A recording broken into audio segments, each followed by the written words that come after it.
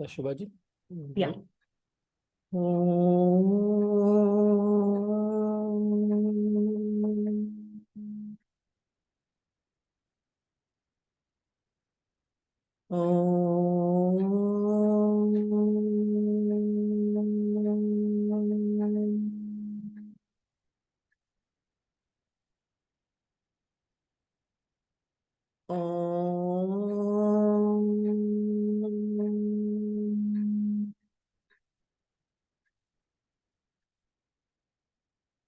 Om Namo Bhagavate Vasudevaya. Om Namo Bhagavate Vasudevaya. Om Namo Bhagavate Vasudevaya. Salutations to the divine in all beings. Om Guru Brahma, Guru Vishnu, Guru Devo, Maheshwaraha, Guru Sakshat, Parabrahma, Tasmai Shri Gurave Namaha. Guru is the creator, Guru is the preserver, Guru is transformer, Guru is the absolute Lord himself. Salutations to that Sri Guru, the most auspicious, who removes the ignorance of samsara. Narayana Samarambam Shankaracharya Madhyamam Asmadacharya Paryantam Vande Guru Paramparam Sadashiva Samarambam Shankaracharya Madhyamam Asmadacharya Paryantam Vande Guru Paramparam. Beginning with Narayana through Adi Shankaracharya in between and up to my own preceptor, I bow with reverence to the entire tradition of preceptors, beginning with Sadashiva through Adi Shankaracharya in between and up to my own preceptor, I bow with reverence to the entire tradition of preceptors. Dhyana Moolam Gurur Motihi Puja Moolam Guru Padam Mantra Moolam Gurur Vakyam Moksha Moolam Guru Kripa. The root of meditation is the form of the Guru. The root of worship is the feet of the Guru. The root of mantra is the word of the Guru. The root of liberation is the grace of the Guru.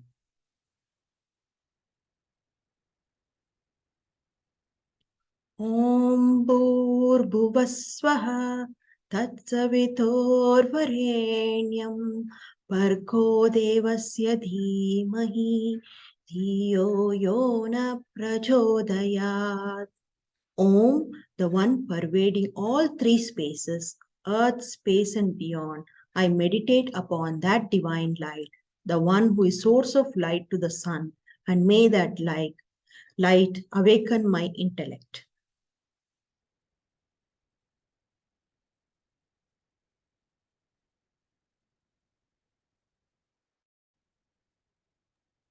Thank you.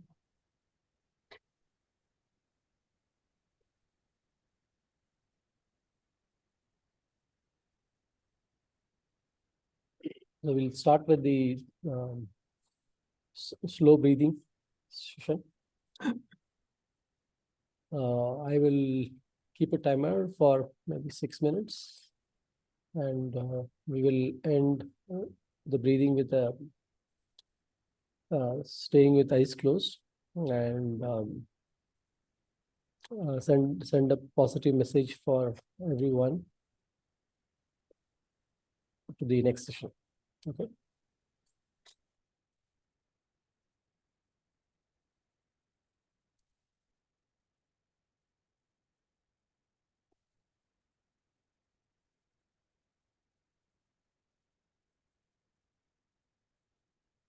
Okay. So also, I'm sure everyone is now comfortable or know the process that we do with the breathing. It's just that we're going to breathe in slowly, deeply, and hold it for a second, and then again breathe out slowly, deeply.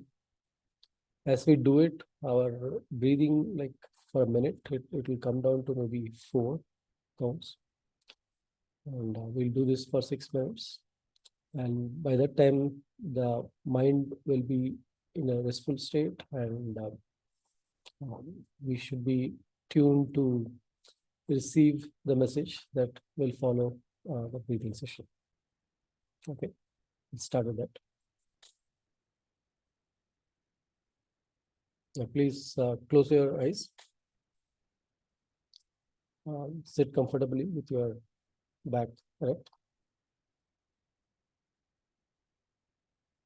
and you can start.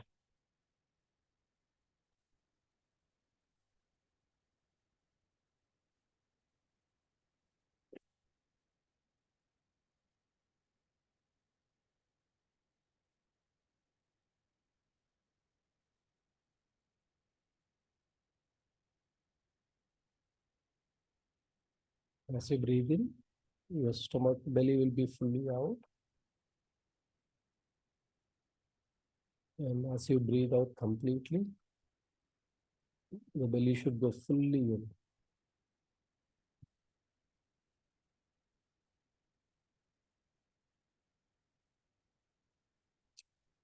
Do it very slowly. And as you do, focus on your breath.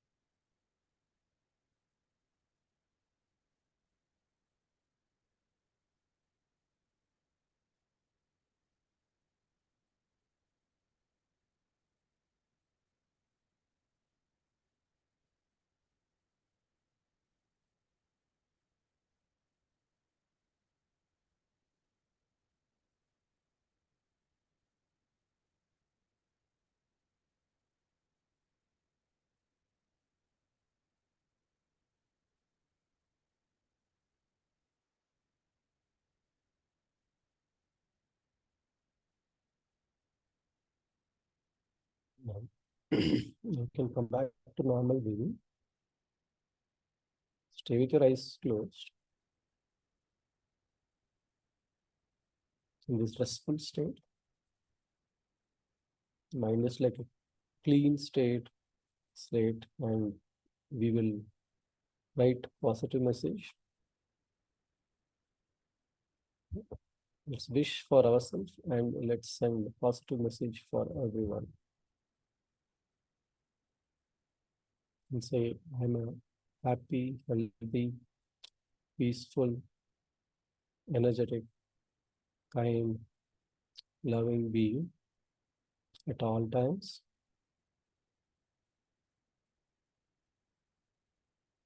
Let's wish our immediate family, maybe husband, wife, children, parents. Let them be happy, healthy, and peaceful.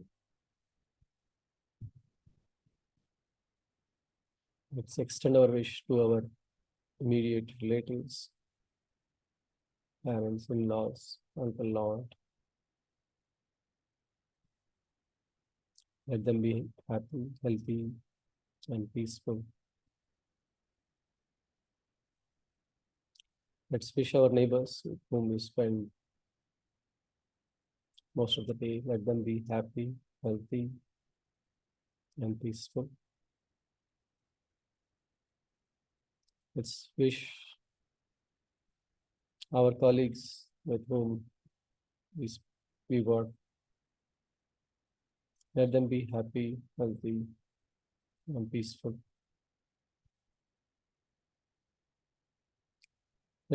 Let's wish all the support staff, those who clean the streets, pick up garbage,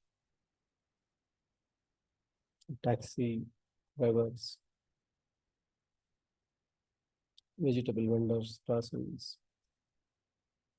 those who deliver couriers. Let them be happy, healthy, and peaceful. Let's also wish all those people whom we may not know directly, living wherever they are, in the same city, state, country, or all other countries. Let everyone be happy, healthy, and peaceful. Let's also wish all the plants, trees, animals, birds to be happy, healthy, and peaceful.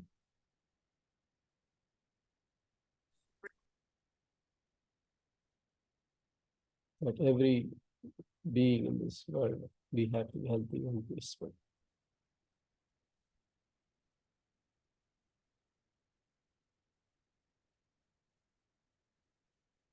With that,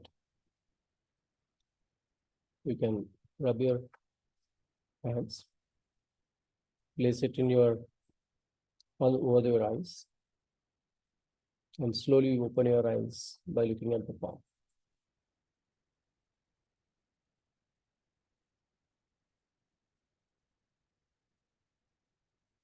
Thank you. Hari Om Sarananji. Hari Om, Rupaji. Hari Om everyone. Hari Om.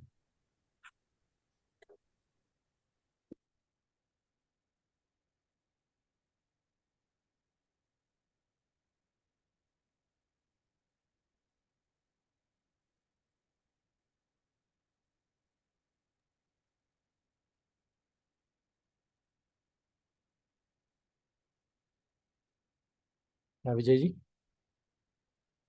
Thank you, Sarvanji. is it,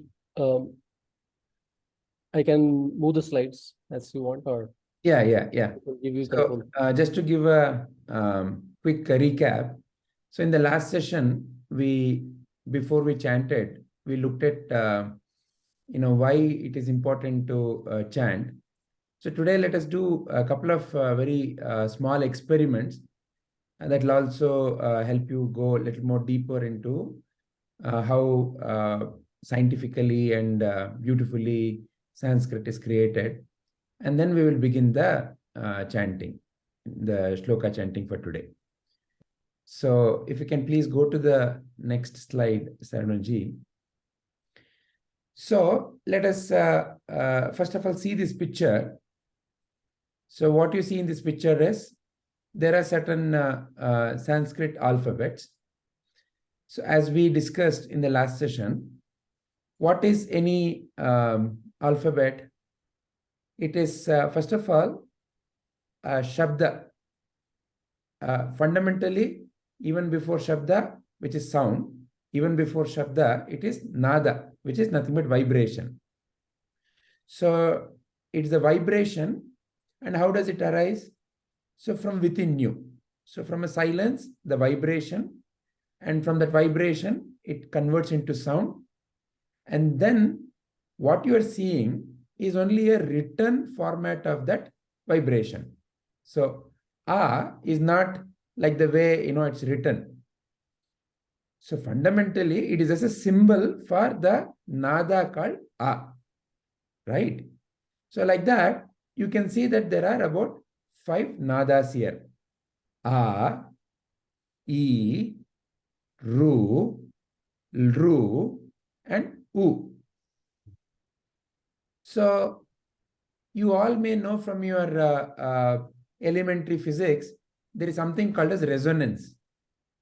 So when two bodies are vibrating, if they are at the same frequency, there is a phenomena called as resonance. Resonance means they amplify. So it is there is no disturbance, there is no noise. It is as if they are not two, they become one. In sync. They are in sync with each other. Yeah, so they are in resonance. So we many a times use this in other context also. Oh, I felt in at the same vibration level, we say, right? So somewhere, something is happening. If we are in tune with it, we feel, oh, in vibration with it, are in tune with it. So there's a very intuitive understanding all of us have. So like that, these 5 sounds, now we will make. So what I recommend you to do is, so all of you can close your eyes and sit straight. So first I will be making that sound, then you also repeat.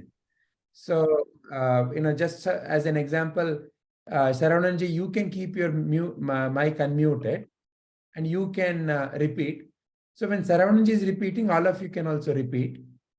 And when you're repeating, please notice which part of your upper head you feel a kind of a vibration. Which part seems to be vibrating, or where you seem to be resonating. So the sound, as you make the sound, where does it resonate? So there's an indication in the picture, but let it be so. So you do it, and now let us find it out by ourselves. All right. Any questions before we get started? Is what I'm saying clear? All right. So then please sit straight and close your eyes. Close your eyes. So now what I want you to notice is when you start chanting, first I will be chanting a sound. When you start chanting that sound, you notice where you feel the vibrations in your head. All right. Let us begin. First I will make the A sound.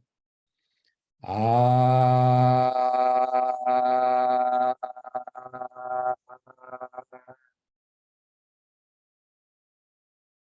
Saranunji.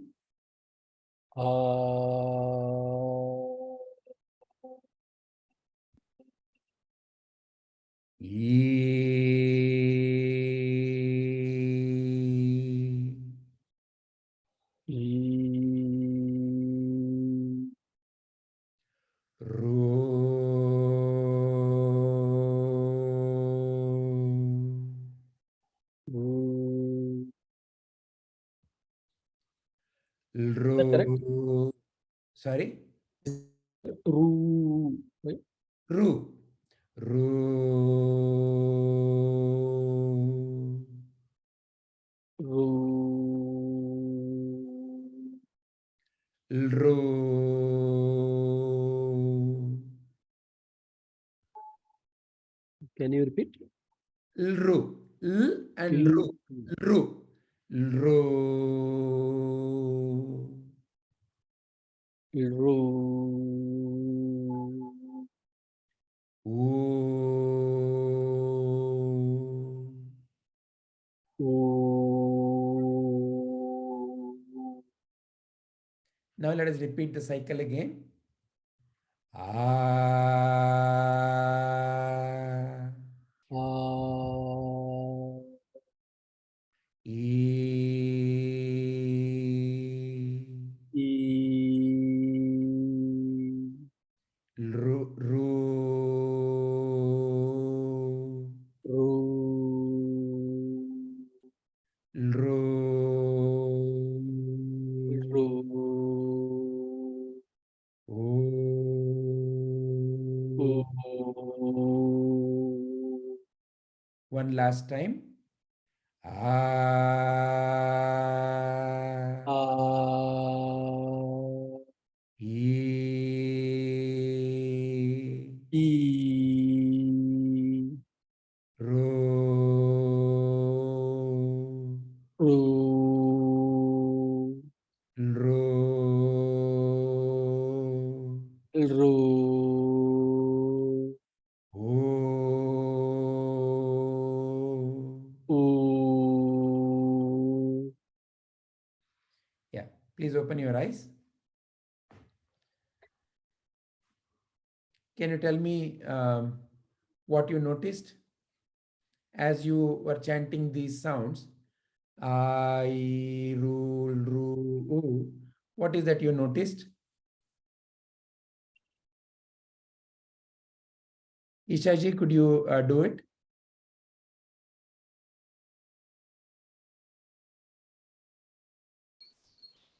Yes, sir. Yeah. What is that you could notice? Um, like when you say that, the vibration is felt above my eye, like inside my head, but that place above my eye, that sound from your throat, it goes actually from your throat, I guess. No, my question is, when you made each of the sound, Mm-hmm. you feel the vibrations in your head at the same place? Or could you notice, as you were chanting this I, rule, ru, oo, it was moving from the back to the front? I really didn't observe much. I didn't feel much, sir, but I felt there's vibration in head. But whether it's moving or not, I think I'll try again and check. Okay. So as you chant each of the sound, notice where exactly you initially feel that. So is the place first you initially feel the vibration when you chant ah? Is it the same place that you feel the vibration when you chant E? That is what you can notice. Okay. Raviji, do you have any observations? I think I could feel it. I could feel the movement. Okay. And I think it's like more of a acupressure from within your head. Within your head. Excellent. Yeah. Excellent. So that's something. It's triggering above your mouth. Yeah. Something which Yeah. in turn is acting on your head from it creates that impulse in the head. In the head, and could you also notice it is in different places for each? Yeah, it makes a difference when because of the sound. Excellent. Excellent. Very nice. Very nice. Rajshekhar sir, how about you? So I felt calmness, and then certain words when you started with I felt something like going in, and then for ru and all, it was kind of going out, and then it was later on kind of becoming aligned. Aligned. Okay. Very nice.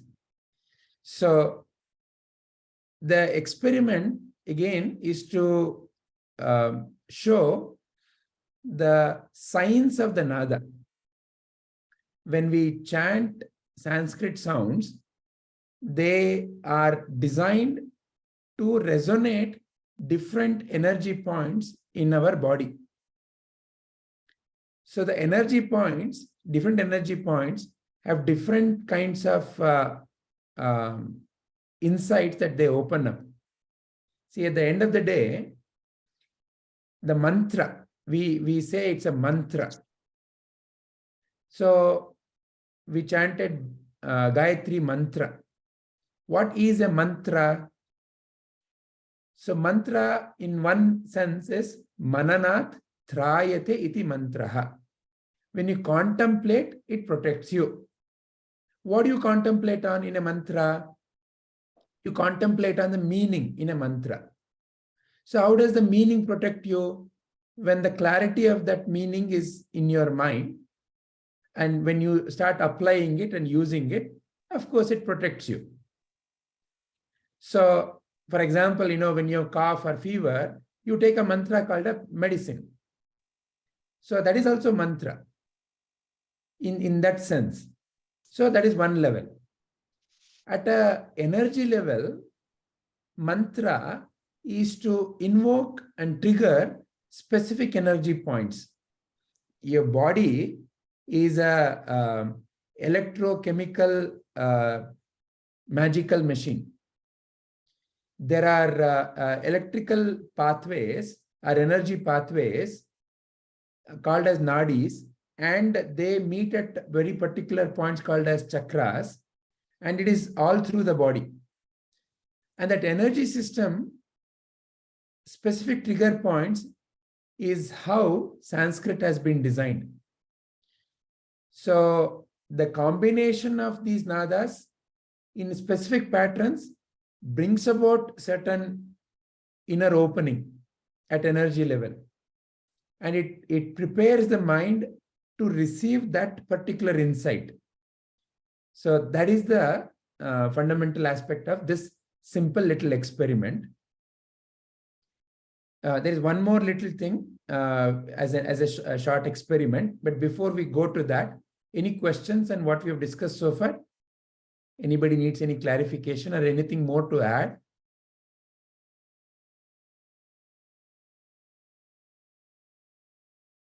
All right. Then can we please go to the next slide, Saravananji?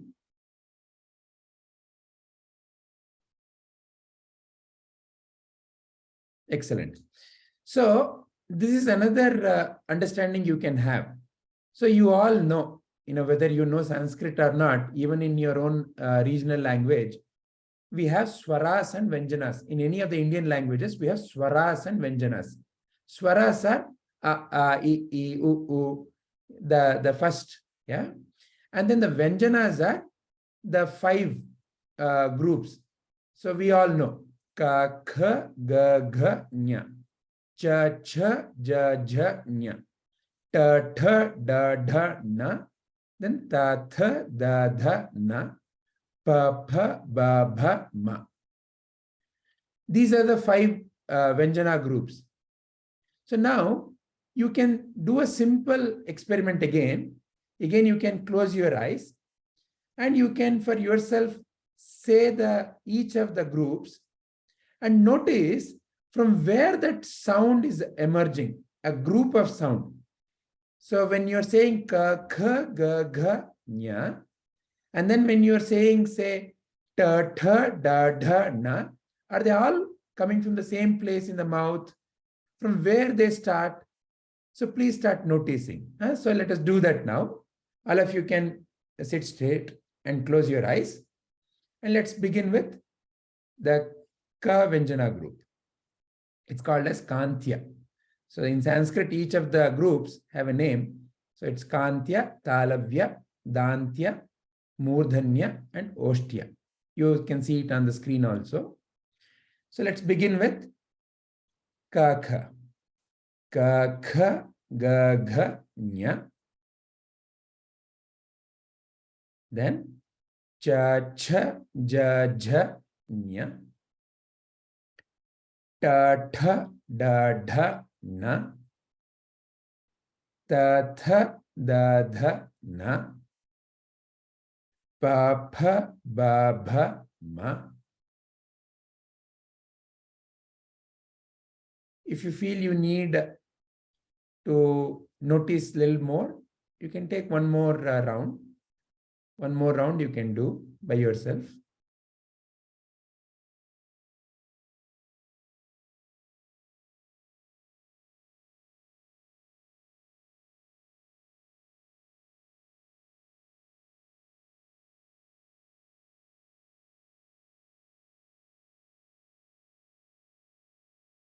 When you're done with this round, you can open your eyes.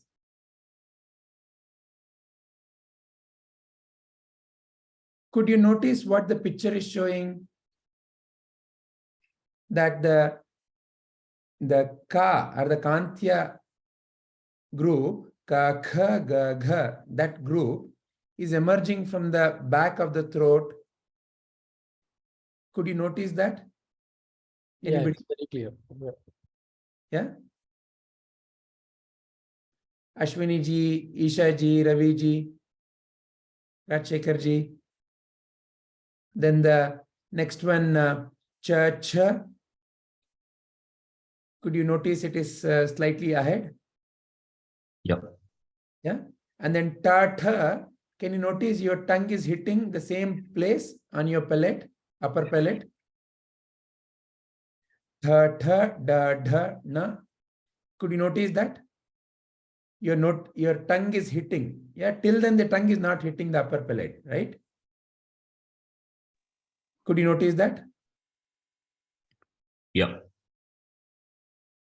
And then can you notice that tha, tha, that entire group is hitting behind that teeth? Ta, tha, da, dha, na. It's as if like, the tongue is striking behind the teeth.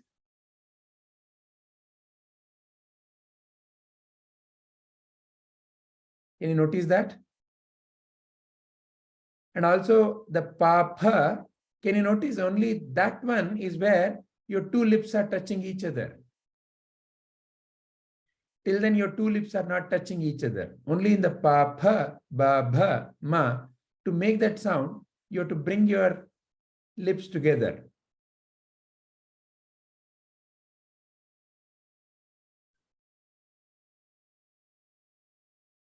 Is it noticeable to all of you? Yes, sir. Yes, sir. Cha, Excellent. cha is the cha. Meenakshi ji, you're saying something? Yes, sir. I noticed that. Excellent, excellent. So once again, each one of them, as you can see, has been grouped together and it has been designed keeping the way the mouth is. So it's designed based on the human mouth system. And when your tongue is hitting particular spots, they in turn, it's like think of it like a circuit. You all would have done this simple experiment in your physics. You have a battery, you have two wires connected to one at the positive, one at the negative, and you connect it to a small bulb. And only when the circuit is connected, the bulb glows. If you remove one of the wire from the positive or the negative, the bulb doesn't glow. So circuit completes, then the electricity completely flows. Just like that. So when you are striking at particular points on your upper palate, all are various energy points. So you're triggering different kinds of neurological connections. I hope some of you saw the video that I shared in the last session, the Gayatri mantra, the Sanskrit effect. Could anyone of you see that video? Yes, sir, I saw. Excellent. So you could notice in that video the research finding. Those who were chanting Gayatri mantra in using Sanskrit chanting approach, in about 3 months, they could notice different kinds of neurological connections. Those who were only chanting it with by the meaning. See, there are two ways of chanting. Bhur bhuvasvaha tat savitur varenyam. This is the Sanskrit, right? So you're chanting using Sanskrit. Or somebody could simply chant by, oh, that divine light, which is behind the light of the sun. May that divine light awaken my intellect. This also you can chant. So the second one is the meaning. The first one is the actual nada.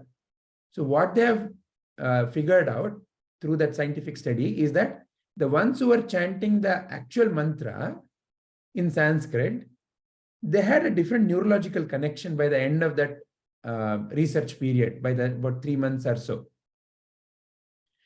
So all these are fundamental changes that happen with the right pronunciation and with the right uttering of Sanskrit sounds. So don't be worried that you don't know Sanskrit. You all know Sanskrit. Now, as we go along, chanting this that particular shloka is a simple way by which you'll also start getting familiarized with the power of Sanskrit. This much I wanted to present before we start the chanting today. Any questions or any additional points anybody wants to say?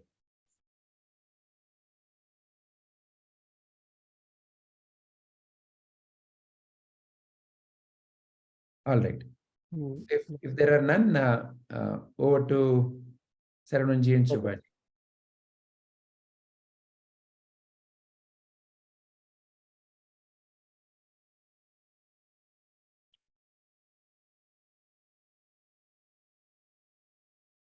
Bringing the next slide.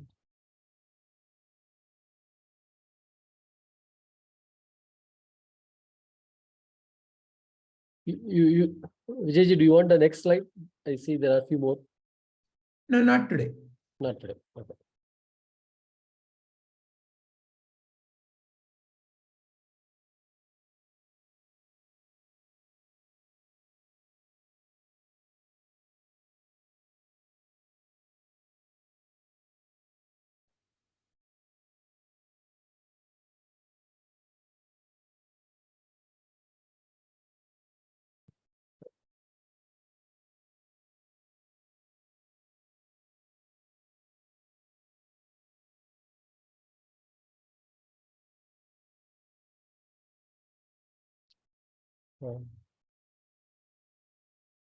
Yeah.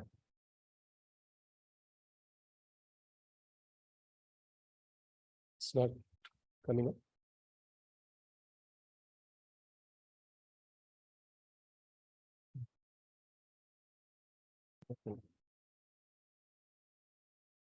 Okay.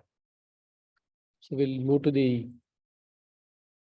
next session.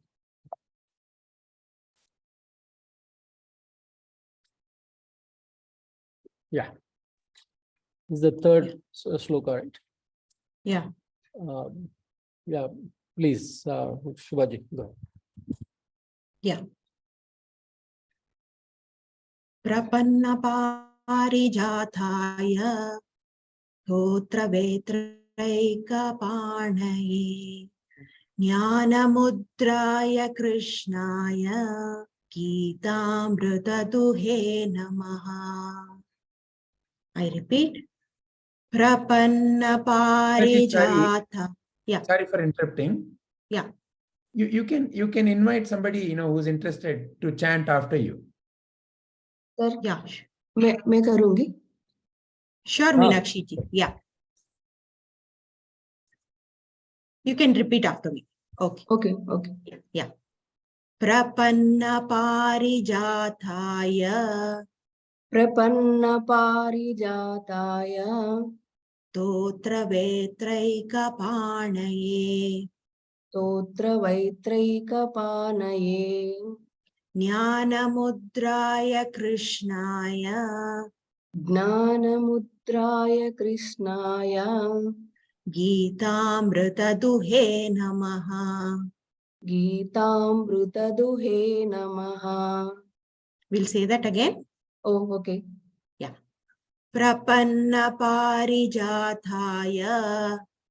प्रपन्न पारिजाताय स्तोत्रवैत्रैकपाणये स्तोत्रवैत्रैकपाणये ज्ञानमुद्राय कृष्णाय ज्ञानमुद्राय कृष्णाय गीतामृतदुहे नमः. गीतामृतदुहे नमः.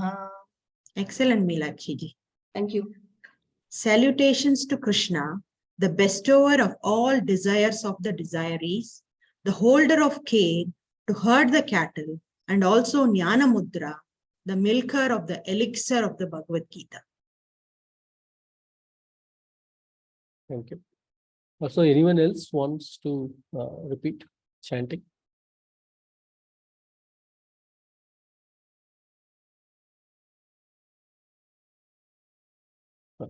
Or if they want to chant independently, also fine. Yeah.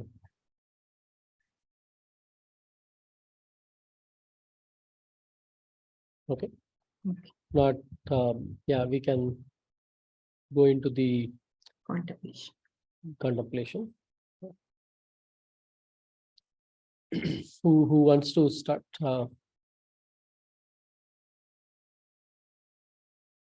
Rajshekhar ji, Ashwini ji, Isha ji. What do you understand?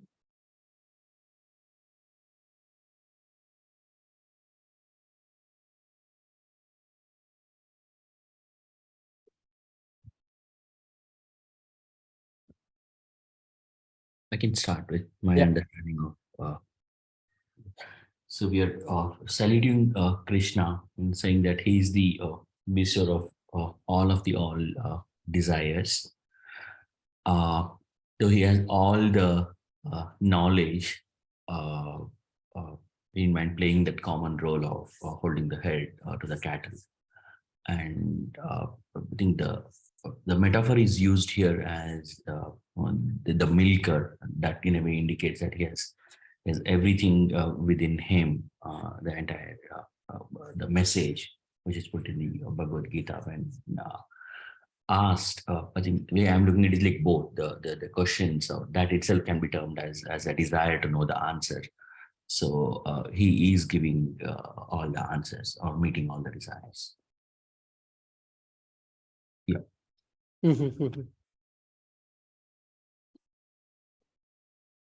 Yeah, so one question here is, it says like Krishna will bestow all the desires. Like when does that happen? Is it like if we pray, we will get whatever we want? The not whatever we want. The desire, my understanding, the way it put is they use this the science when mind I mean to put in a sign. So typically use like what happens the desire to me and what happens to the society. So when it is a plus, where as an individual you are benefiting and then it is benefiting the society. So that definitely are the ones which are bestowed. And the other ones where there is not benefiting neither the individual nor the society, the other three combinations. So my understanding is that carries its own karmas. So that carries its own karma, but so you're saying the desire has to qualify, then only. Yes. Yes. Okay. But then we do see that people carry out a lot of things. Yeah, absolutely. Not only carry out, like some might even go ahead and then work towards achieving that desire, and even some of us might succeed in that in other cases. However, the essence is, yeah, that has its own baggage with it. Mm-hmm. Okay. Yeah, maybe we'll come back. We'll go to the next. Who wants to go next?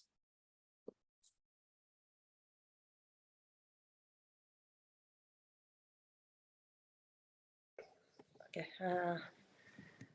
Okay. How do I start? here I feel like, Krishna is like the leader of everything. Like, the desire what you have. Uh, you know, the metaphor is like he's holding a cane. That means he's actually like guiding us to whichever way we go. A person with a cattle, he does that, no? You have to go right or left or straight. So he guides, he has knowledge to give it to you. And he has everything. It all depends. And it depends on when he wants to give, what he wants to give it to you. So, the desire, what you get it in your head also is like something, we can desire for so many things. Okay. Yes. Will never end. But then not everything you desire will come true also. So it all depends on like how much at what time you have to get, or where should your actual interest lay.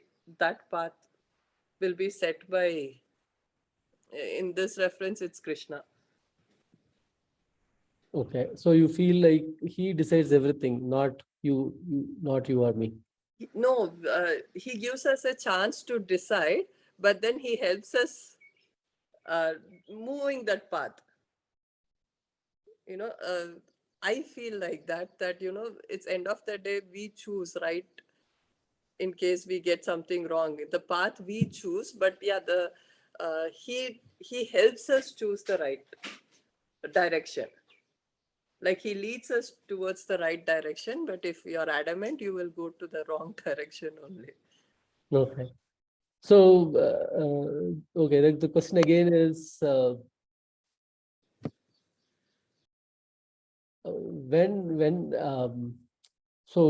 there is you and there is him, right? And is it like you have to go to him, or like he has to come and take you? There, we are together. It's just that he's leading. Maybe he's behind me, and he's guiding. If he is behind you, how he can lead? That is by giving. Leading is like, not just blindly you're following. Leading is, I feel, leading, he's leading from behind, because the knowledge what he gives, or he gives you certain things so that you choose the right one. You need not blindly follow him and go. Okay. So, like in your life example, have you tried to help someone? You're asking if I have helped people? Yeah. uh, I'm a recruiter, so every day my job is only to help people. It's not as per your job. Okay. Okay. So I guess here you are saying Krishna's job is to help. Yeah. Okay. Is it like, do you help when someone comes to you, or you try to help everyone, whomever you see? I won't go and help everybody whom I see, but yeah, as and whenever I feel I can do something for a person, I will definitely help them. Like, be it my person who I know, or even in case if I see them on the road and I won't see them again, like in a train. Like, when somebody is trying to move their luggage down or in front, we are not going to see them again. If I can move it, I will definitely go and help. Okay. Yeah, that's a smaller situation, but in a big way where it let's say it's going to take time and effort. Is it, the question is like, do we guide or help people when they come to us, or like maybe sometimes they may not be interested in taking help? What happens? You True, want true. to help, but someone is not interested in getting help. Yeah, mostly if they're not it is not physical help, sir. See, as I said, I reach out to many people in a day whose face I don't know. Neither I will never meet them also. I haven't heard of them before. It's just that particular time when I take the mobile and dial numbers, the first time I'm talking. So for that next 5 minutes or how many other minutes, I speak to them. It's not about my work. It's not about like whether I make a business or, whether I can get him a job or not. From what he says, I will try to guide him to the best way possible. That's what we all do in our place. We say that, it's not about our job. It's somebody's, every day they go to work or they have to follow the right path. Most of the time they're only somebody who's just graduated, like who don't know how the work industry works. So how much knowledge we have, we will definitely give it to him. In whether they take it or not, exactly, like it depends on them. But you should, whatever I have, I tell them, and I tell them this also. What, same thing your parents will say, but with parents you don't listen. With strangers you will actually listen. So I will better tell you. Okay, okay, okay. So you want Krishna to be like a parent or a stranger? He can be both. Krishna is everywhere. He can be friend. He can be anything. Okay, I think the reason for these questions is I think I'll come back to the end. It is very much in this shloka. Okay. Okay. Yeah, maybe we'll come back again. Raviji, you want to add? No. He didn't ask. He's asking you.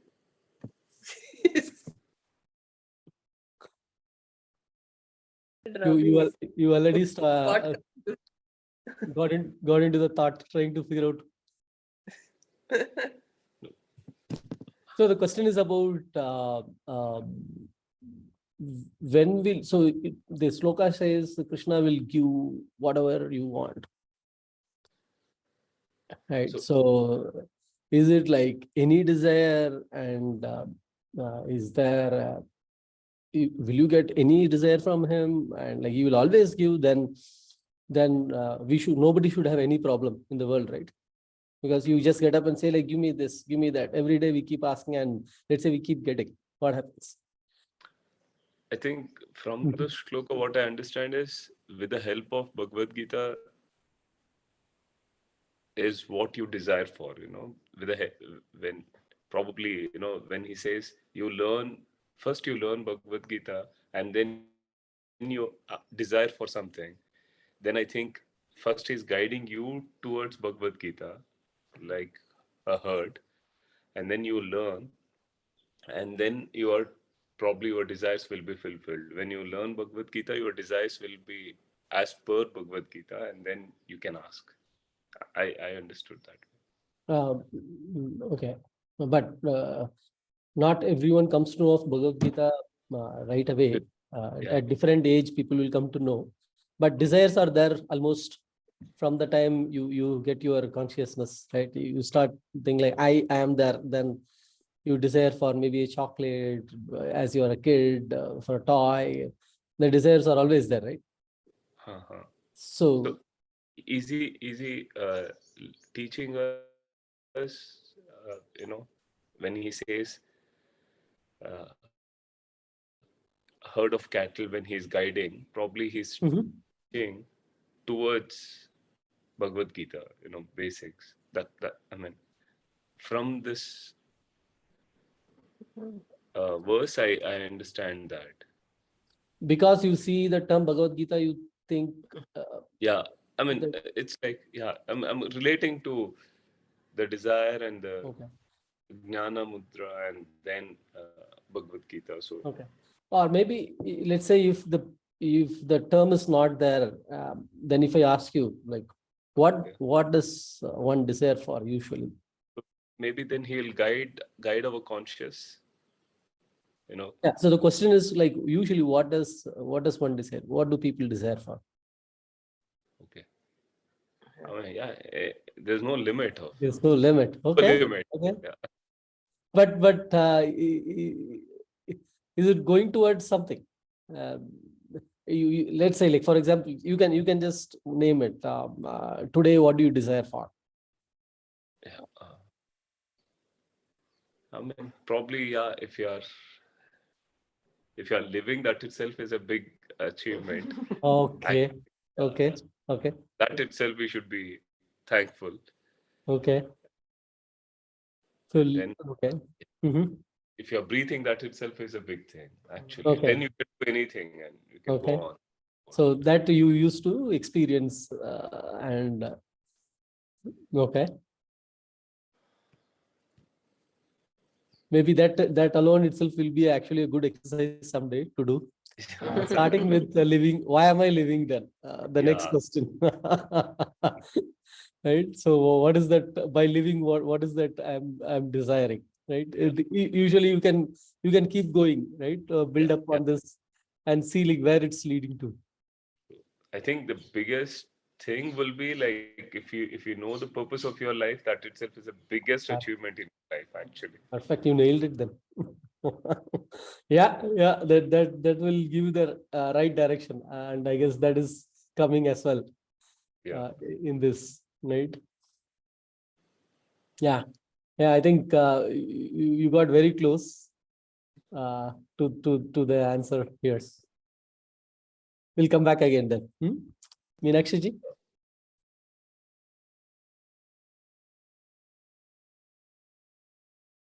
Actually, आप हिंदी में भी बोल सकते हो.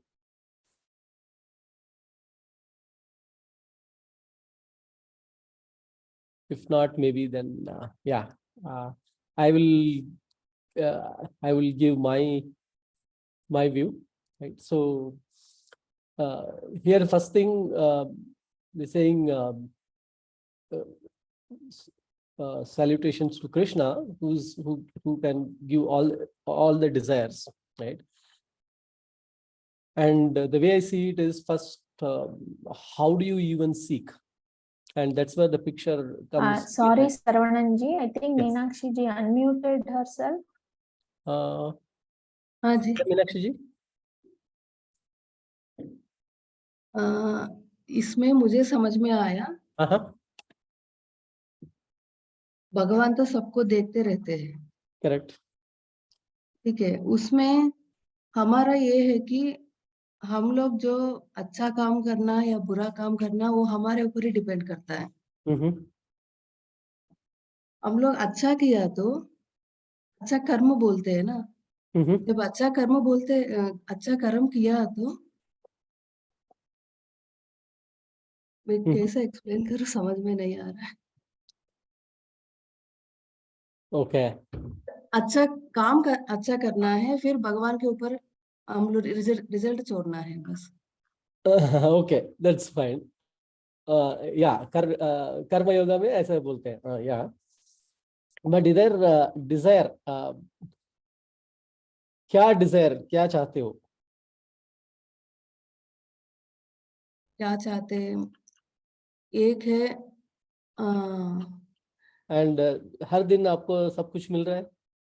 हाँ जी. जो भी Dzire है. हाँ, मुझे तो ज्यादा डिजाइन्स पसंद नहीं है, ज्यादा चाहते नहीं है. नॉर्मल लाइफ लीड कर रहे हैं, वही उसी से मैं खुश हूँ. ओके. बट इच्छा तो है, राइट? You have. हाँ, इच्छा तो है. इच्छा क्या है, मेरा थोड़ा अलग डिजायर्स है. ये चाहिए, वो चाहिए, ये नहीं है.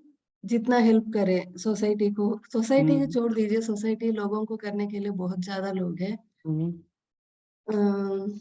जैसे एनिमल्स हो, बर्ड्स हो, उसके लिए थोड़ा हेल्प कर दो, क्योंकि उसके लिए सोचने वाले बहुत कम होते हैं. फिर अगेन कुछ प्लांट्स हो, उसका केयर करो, क्योंकि प्रकृति में तो वो भी है ना, उसका ख्याल रखो. ये सब मुझे अच्छा लगता है. ओके. Okay, good. अच्छा. और आपके लिए क्या आप चाहते हो? इससे सेड भगवान देते हैं सबको. सो द क्वेश्चन इज कब देते हैं, क्यों देते हैं, सब कुछ मिलेगा नहीं मिलेगा? वो मेरे कर्म के ऊपर डिपेंड होता है ना. ओके. तो अगर मिला तो ठीक है, नहीं मिला तो वो भी ठीक है. हाँ, ठीक है. अच्छा. एक्चुअली मेरा भगवत गीता का ऊपर अभी मुझे इतना ज्ञान नहीं है, थोड़ा बहुत मैं महाभारत सुन रही हूँ। जैसा ये भगवत गीता आना है तो पहला महाभारत का हर एक कैरेक्टर से लेके शांतनु महाराज से लेके अभिमन्यु तक अलग अलग एग्जाम्पल्स दिए हैं व्यास महर्षि ने। जो करना है एक एक कैरेक्टर में हम लोग रोज अलग अलग कैरेक्टर्स देख सकते हैं। अब जैसा शांतनु महाराज, उनका एज लास्ट एज में उनका एक चाह है मैरिज करना है। फिर उसे वो तो अलग गलत है ना। दुर्योधन है, भीष्म जी हो, कोई भी हो, मेरी मानना है कि उनमें एक पॉजिटिव पॉइंट्स भी है, नेगेटिव पॉइंट्स भी है। जो महाभारत हम लोग लाइफ में लीड करना है तो वो नेगेटिव पॉइंट्स को हमारे उसमें नहीं आना चाहिए। ओके।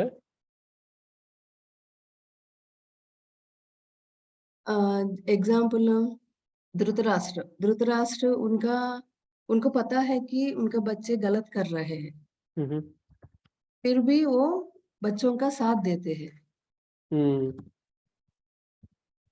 जैसा हम लोग धृतराष्ट्र जैसा पेरेंट्स नहीं बनना है। मुझे समझ में आया, मैं वो बोल रही हूँ। ओके, ठीक है, ठीक है। ऐसा ये महाभारत ही नहीं है तो भगवत गीता हमको ज्ञान देने, भगवत गीता हमको सुनाने के लिए शायद महाभारत में इतना कैरेक्टर्स रखे हैं करके मैं मानती हूँ। हर एक कैरेक्टर में एक मीनिंग है। हाँ, जितना मुझे समझ में आया हर एक कैरेक्टर में एक है जो हम लोग कुछ अच्छा भी ले सकते हैं उसमें कुछ बुरा भी है। अच्छा किया तो क्या दिया कृष्ण जी ने, बुरा दिया तो क्या परिणाम आया, यही सब गीता में हम लोग सीखने को मिलता है ना। ओके, ठीक। इतना मुझे समझ में आया। ओके, देखते हैं। या perfect, thank you. Thanks for sharing. Yeah, one is there, one gets whatever as per karma, right? So that is there. But then let's take this case where Arjuna is trying to fight, and then I'm hoping everyone knows the situation where Gita was delivered, right? Bhagavad Gita was delivered, and Arjuna is confused, right? And this is where Arjuna is trying to seek help. Okay, and so this is where the picture helps. Basically, when someone is seeking, what is the state in which they seek to get? So if you see, he has kept the bow down, and like he's on his knees, basically to point out that it's a complete surrender, where like one, his state, right, is showing the surrender, and the other side, he's saying till now Arjuna was treating Krishna as friend, relative and all, but now he's saying like, you are the God and help me here, right? So he puts him in that state. He says that you are God, and then he goes into a full surrender state, complete surrender. Then he seeks, and this is the state, okay, perfect state, where like one basically gets the best. Otherwise, usually what happens, like half-hearted, or like if I get fine, I don't know if the other person can give whatever I want, right? So there can be different states possible, but this picture basically provides the perfect state from the seeker point of view and from the one who is seeking. That's why I was asking everyone, what should be the state, right? Why is that everyone doesn't get all the time? Like, do we actually be in this state? Another example I would like to quote is the Gajendra Moksha, right? The elephant, right? When it is caught by the crocodile, the elephant will be trying its best to pull its leg out, right? And the fight goes on for many days. Finally, at one point of time, the elephant realizes, and then it says, what, surrender, and calls for Narayana. Right. So that's another example where it is said that Narayana was at rest, and the moment he heard, he didn't even wait for his vehicle, and he just showed up in an instant. Right. So the one point I'd like to highlight is yes, we have the desires, and how to seek. How the seeking is the picture gives. That's number one. And number two, desire. There are millions of desires, as Raviji was saying, which desire to say. We have every minute, depending on the situation, there is a desire. Right? But if you keep going into the desires, if you see the root of the desires, it will take you to happiness. You are going to do something because that is going to give you that happiness. Right? And in that case, how do I? So if happiness is the one, then you can figure out, if I have to desire all the other things to get to that. Okay. So if the destination is known, you may reach the destination in multiple ways. Right. So which is the optimum way to reach the destination? That is the next one. And the third point is, if the desire is that happiness, do you want a permanent one or a temporary one? A chocolate or an ice cream gives that state for the moment, and then again you are out, and you know that we cannot keep eating to retain that state. Right. So that is the third point when it comes to desire. What is a desire, and what is the nature? Right. And then here the sloka ends with saying, the one who can guide, and then Jnana Mudra is Jnana Mudra, the milker of the elixir of Bhagavad Gita. So it says that of all the biggest gift one can give, it is the Jnana, knowledge. Knowledge is the highest one, because by having the right knowledge, you basically know what to desire for, and how to live a moment to moment without any confusion. So that's supposed to be the highest form of giving, right? And how is he giving? Through the Bhagavad Gita. That is the gift finally, right? We're saying that by churning the milk, you get the sweetest part, right? So that is Bhagavad Gita, which basically is the Amrita, right? So if one gets that, you basically it will answer all your desires, right? So that is how that is the prayer before we actually get into the Bhagavad Gita, what this writer has done. I will pause here. Maybe if there are questions, we can again discuss.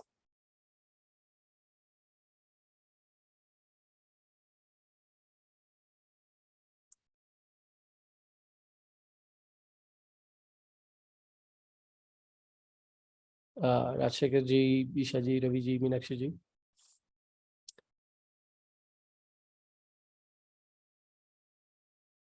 How is this explanation going towards your initial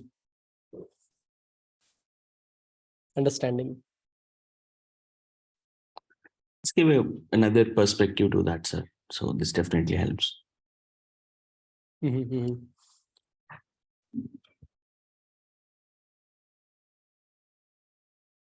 Because we all actually come to this from the desire point of view. there would have been some desire which would have led you to this, right? And why did the desire come? Like like once you come, then like how sincere is the desire, right? That basically decides like what you get and like how much you get.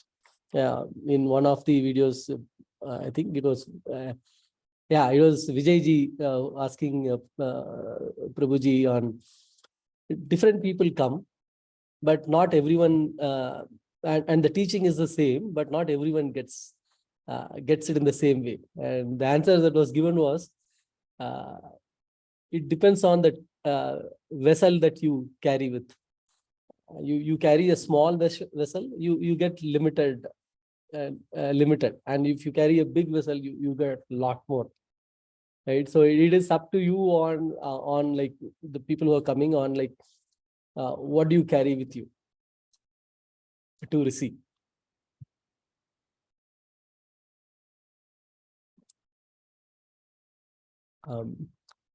Ishaji, Raviji, if you, Meenakshi, if there are no other points or questions, maybe we can go to others. Or anyone else? Padmaji, Shubhaji, do you want to add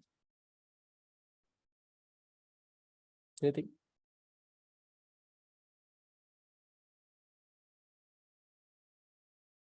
Rupaji, yeah. Sarvananji, what is that vessel that you were speaking about? So the question Vijayji was asking to Prabhuji is like, many come to a satsang, to Guru, and the teaching from Guru is same for all, right? But at different people get understanding at different levels. What decides that how much I get versus others? Like, why is that it's not uniform? Why is that not everyone getting the same jnana? Right? Is it like Guru's grace that decides, or and there Guruji was saying that from a Guru point of view, they give the same to all, right? It is the receiver who is coming, decides like with like when you come, when you're coming to receive, like what is the state in which you are in to receive, right? So for example, here if you see Arjuna, right, is like a complete surrender. So it's like he's come with nothing stopping him, and like he's ready to receive everything, right? So the way I understood the answer is like when I pray, seek, right? How deep my seeking is, right? How sincere, how much I am into that, and it's not a casual one. If I go casually, okay, I would want this, and if I get okay, if I don't get okay, right? So there can be different levels, right? And sometimes like you are there, like you say, you know what, I want everything that I can grasp. I have nothing else blocking me right now, right? So when the desire is like intense, deep, you basically get a lot more from the same teaching that is being given to all, right? It's up to that individual to receive. Okay, sir. Right? Yeah, that answer was the question was a good question, and I liked it. Yeah. Thank you. Yeah. If no one else, Vijayji, would you like to give your views? Wonderful discussion, Sarvanji. Just a couple of more points that come to me. So see here, very nicely you brought out bestower of all desires. So in a way, there is a symbol of Krishna as the omnipresent and omnipotent, what we can refer as God. And he is holding cane, and he's also holding Dhyana Mudra, right? So this can be thought of as the model of that divine. which is, yes, whatever desire you have, it bestows. Whatever desire, I want chocolate, you get chocolate. Of course, you may have to cry for it, that's okay, but you get it. And then there is the symbol of the cane. Why there is a cane on one hand? So the cane is a representation of the dharma. See, what does the cane do in a cow herd? When the cow herd is trying to go somewhere else, the cow, the man who is manning it, he uses the cane to simply, give once, a chati 8, and then beat that cow, and it will be brought back to the line, right? So in a similar way, not that Krishna comes and beats you, or not that Krishna comes and beats me, but there's a universal order, and that is dharma. The central teaching of Bhagavad Gita is dharma and jnana. So that's why those two have been represented here. The holder of the cane, dharma, and the jnana mudra, the right knowledge.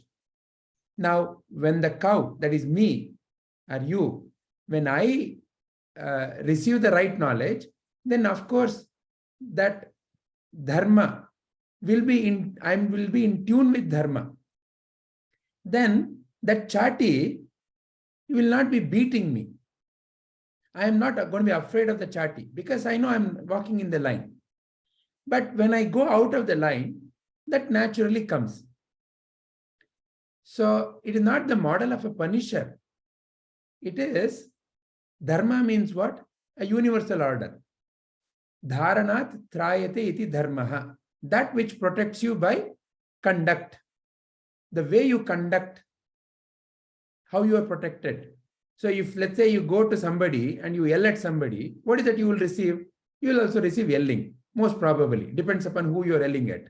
But most probably you will receive yelling. Or let's say you put a chili seed, what is the fruit you will receive? Chili fruit. So dharma is, it is essentially natural order. So what is that all of us are seeking? With the wonderful question that you brought out. Through all our activities, through all our desires, what is that we are really seeking, truly seeking? Is it the chocolate that I'm seeking? Is it the house that I'm seeking? Is it the money, power, position that I'm seeking? Through all these objects, what is that I'm seeking? All of us here, we want to be happy, healthy, peaceful. Is there anyone here who doesn't want that? So fundamentally, we all are seeking happiness, health, to be peaceful, to be joyful, to be energetic. So that is what each one of us has an innate drive towards. Any organism for that matter.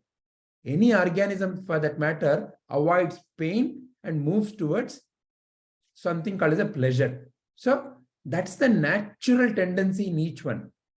That's a natural movement. But without recognizing that, I become a slave of, okay, I'm seeking a chocolate, I'm seeking money, I'm seeking position. No, fundamentally through that object, I'm seeking these innate movements, these innate desires.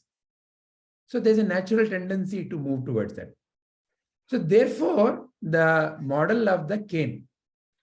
So the way I desire, the desire is not wrong. I want to be happy, healthy, peaceful, nothing wrong. Absolutely fine. Each one of us has that innate, naturally that drive. But how do I seek it? How am I moving towards that?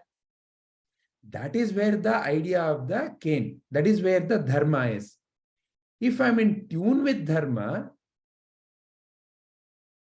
it will be naturally beneficial for me and everybody else.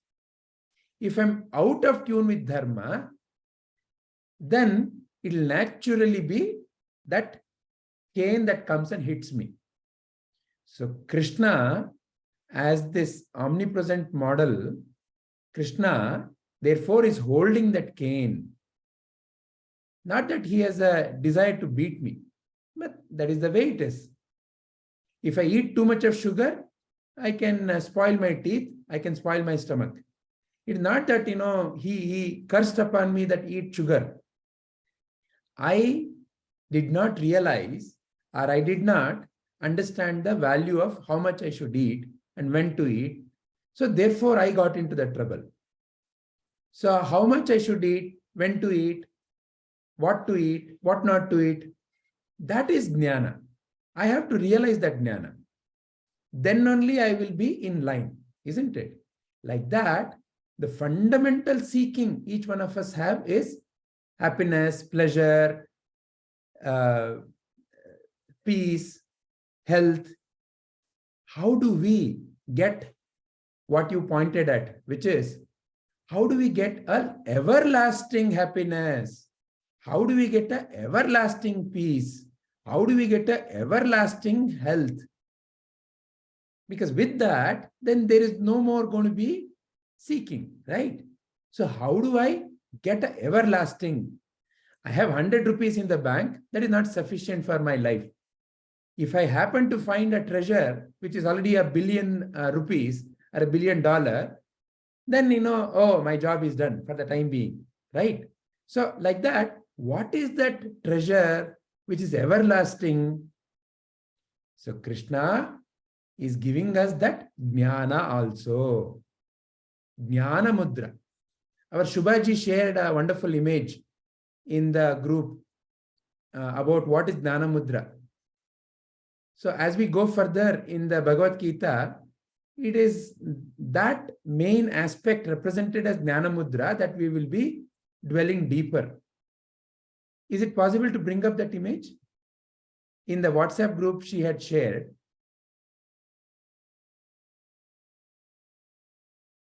Shubhaji, is that something that you'll give a brief explanation about? Yes, sir. Yeah.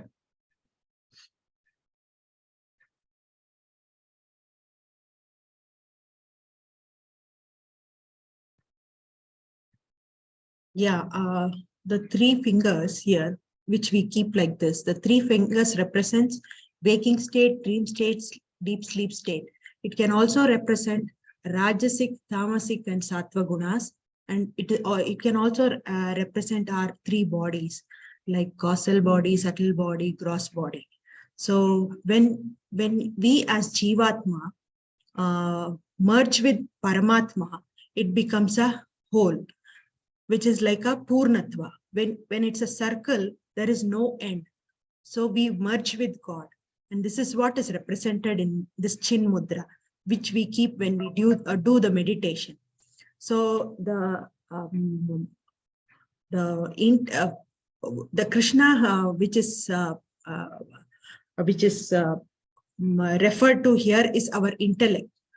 So when we get the jnana, the jnana which he is talking about here is nothing but the jnana of Bhagavad Gita, which will help us in our life when we go through a lot of things. So that is what is depicted in this jnana mudra. It's nothing but the Jivatma merging into Paramatma. So without the thumb, we know the story of Ekalavya also, that without the thumb, nothing can be done. So without Paramatma, we are nobody. Excellent. Over to you, sir. Excellent. Thank you very much. So like that, when I reach home, say for example, I'm driving in the night and it is raining and it's nobody is there, a lot of dogs are there, and it's kind of murky. There's a sense of fear.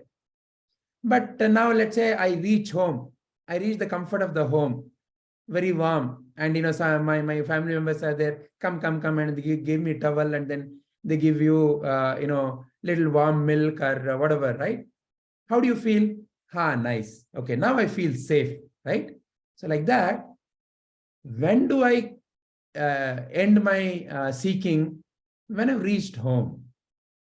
That reaching home, Sri Krishna is guiding us through Bhagavad Gita, through the jnana that he is going to give us, which is already started.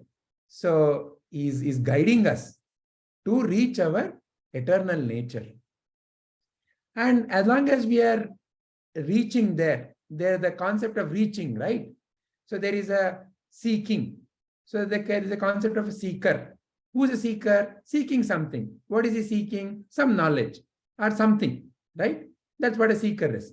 I'm seeking sweet. I'm seeking kara. I'm seeking math knowledge. I'm seeking, say, right? So I'm seeking something.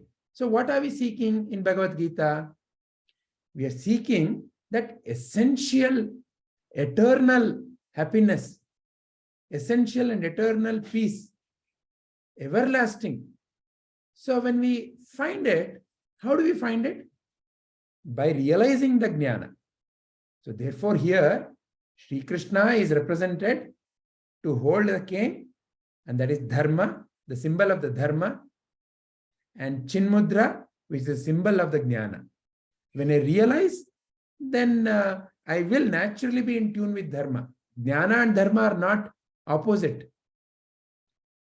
When the right jnana is there, right conduct is naturally there. So that is the essence I see from this shloka. Anybody has a question or anything more to add? Please feel free to do so.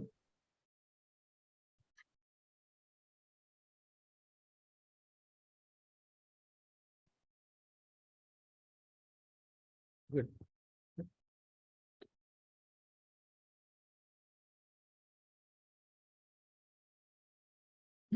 I've always felt this, almost like every sloka when I go through kind of like gives the complete message. It just 2 lines and put it in different ways, but you come to the full message. So it is actually said, Sarananji, that even one shloka of Bhagavad Gita is enough. Perfect. Yes. Or even one right word of Bhagavad Gita is enough. Or in the ultimate sense, even one, in the stories, many stories, oh, just one glimpse of my guru, and my job was done.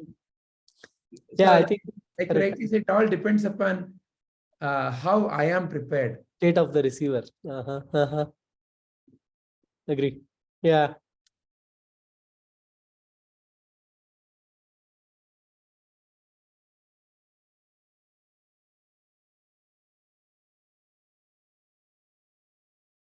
Okay.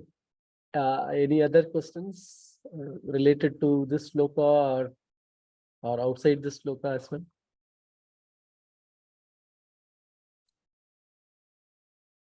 And also, I was thinking next session, like, should we also take turns to recite so that everyone can recite as well?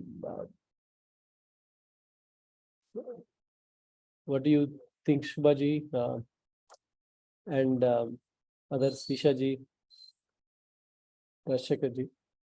Yep, it should be fine. We will, yeah, I think it'll be nice to also recite so that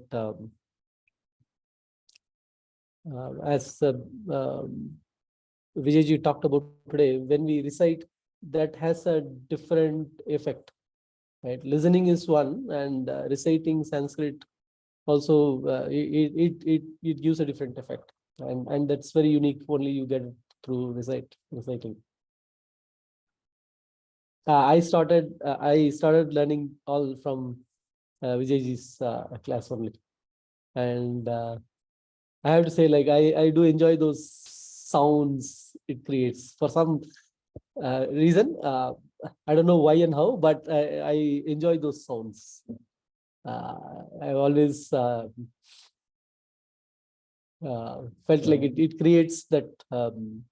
It makes some change when I recite. Yeah, without knowing those signs behind how Sanskrit, the letters and other things came into being, but I enjoyed listening, and even like when I recite, it has a different effect altogether. And I just want to maybe share one personal note, right? I was having health issues last 2-3 weeks, and so my mom, she cannot talk, but like she will communicate with me in SMS. At the end, like she said, like I said, like, so this is how it's happening. And then she said, like, just sit and recite Vishnu Sahasranamam, recite, and there are shlokas which actually address curing, and you will be fine.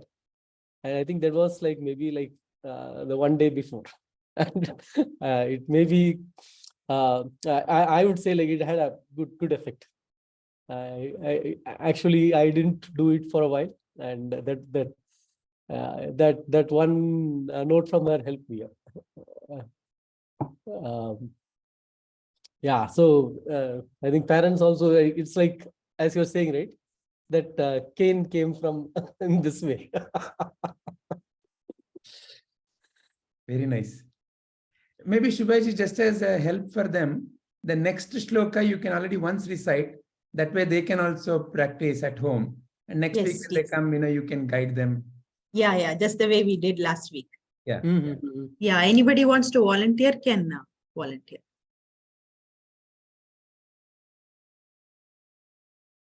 Should I bring next? Yeah, the next Dhyana Shloka. Anybody wants to repeat after me? I'll repeat, Shubhaji. Sure, yeah.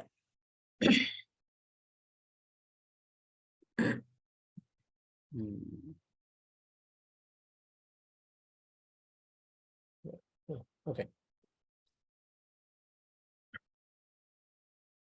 You can see, Shubhaji? Yeah.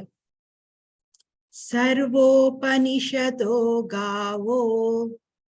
Sarvopanishado gaavo. Dogda gopalanandana. Dogdha gopalanandanaha. Partho vatsa sudhir bhokta. Partho vatsa sudhir bhokta. Dugdam Gitamritam Mahat. Dugdham Gitamritam Mahat. We'll repeat, Padmaji. Yeah. Sarvopanishado gaavo. Sarvopanishado gaavo. Dogda gopalanandanaha. Dogdha gopalanandanaha. Partho vatsa sudhir bhokta. Partho vatsa sudhir bhokta. Dugdam Gitamritam Mahat. Dugdham Gitamritam Mahat. Thank you, Padmaji.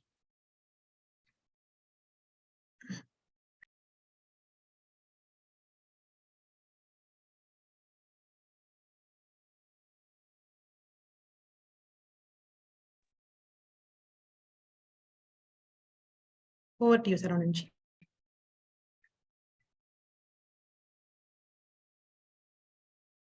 You're on mute.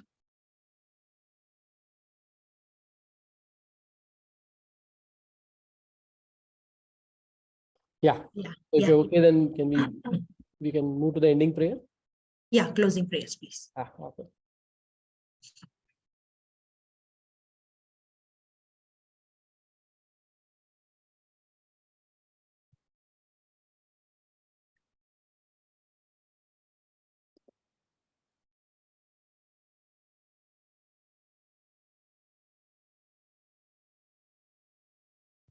Om Asatoma Sadgamaya Tamasoma Jyotirgamaya Mrityorma Amritangamaya. Om Shanti Shanti Shanti. Om, lead me from untruth to truth, darkness to light, impermanence to permanence. Once again. Om Purnamadaha Purnamidam Purnat Purnamudachyate Purnasya Purnamadaya Purnamevavashishyate. Om Shanti Shanti Shanti. Om, that is complete. This is complete. From completeness comes completeness. When completeness is removed from completeness, what remains is complete. Om, peace, peace, peace. Nanu, nanembudu, nanalla, ideha manabuddhi nanalla, Satchidanandatma, Shivananu nane, Shivoham, Shivoham, Shivoham. I am not the body, I am not the mind, I am pure consciousness, Satchidananda Swarupi. Shivoham, Shivoham, Shivoham. Antarjyotihi, Bahirjyotihi, Pratyajyotihi, Paratparaha, Jyotireva Jyotihi, Swayam Jyotihi, Atmajyoti, Shivosmyaham. I am the supreme light of awareness, illuminating the outer world of objects, inner world of thoughts, and deep sleep state. I am the divine light of the nature of auspiciousness, Shivaswarup. Atmadarshanam, Brahmadarshanam, Brahmadarshanam, Satyadarshanam. Recognition of the self is recognition of the whole. Recognition of the whole is recognition of the truth. Om Sahana Bhavatu, Sahanau Bhunaktu, Sahaviryam Karavavahai, Tejasvinavaditamastu ma vidvishavahai. Om Shanti Shanti Shanti. Om, may we all be protected, may we all be nourished, may we work together sharing our energies, may our intellect be sharpened, may we be friends forever. Om, peace, peace, peace. Om Sarve Bhavantu Sukhinah, Sarve Santu Niramayaha, Sarve Bhadrani Pashyantu, Ma Kaschit Dukkha Bhag Bhavet, Sarvesham Swastir Bhavatu, Sarvesham Shantir Bhavatu, Sarvesham Purnam Bhavatu, Sarvesham Mangalam Bhavatu. Om Shanti Shanti Shanti. Om, may all be prosperous and happy. May all be free from illness. May all see what is uplifting. May no one suffer. May there be well-being in all. May there be peace in all. May there be completeness in all. May there be auspiciousness in all. Om, peace, peace, peace. Lokaha samastaha sukhino bhavantu. Lokaha samastaha sukhino bhavantu. Lokaha samastaha sukhino bhavantu. May all beings be happy, healthy, and peaceful. Hari Om Tat Sat. Thank you, Shubhaji. Hari Om. Thank you. Yeah. Saranji, thank you, Shubhaji. Hari Om to all. Thank you Hari all. Om, everyone. Thank you. Hari Om. Thank you.